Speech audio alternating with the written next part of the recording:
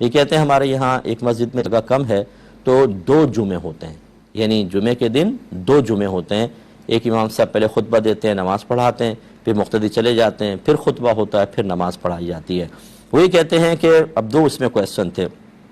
ایک جمعہ ایک امام صاحب نے خطبہ دیا، انہوں نے نماز پڑھائی، کیا یہی اگلی جماعت کے اندر خطبہ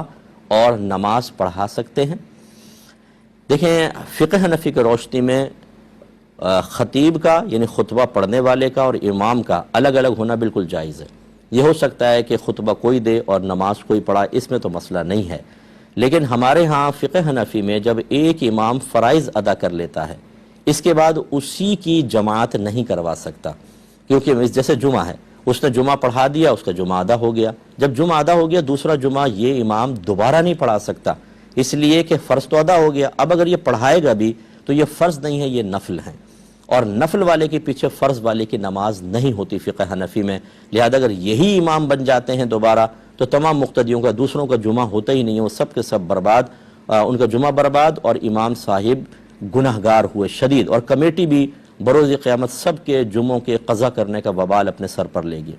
اور اگر یہ صورتحال ہے کہ ایک خطیب صاحب خطبہ پڑھتے ہیں پھر وہ نماز پڑھا دیتے ہیں، پھر جب اگلی نماز آتی ہے وہی خطیب صاحب خطبہ پڑھتے ہیں لیکن نماز کوئی اور پڑھا دیتا ہے، پھر کوئی حرج نہیں، امام علیحدہ ہو گئے، اور خطبہ کا تو میں نے آپ کو پہلے ہی بتا دیا کہ اگر خطبہ ایک الگ شخص نے پڑھا اور نماز دوسرے شخص نے پڑھائی بالکل ہو سکتی ہے۔ امید ہے کہ آپ بات سمجھ گئے ہوں گے۔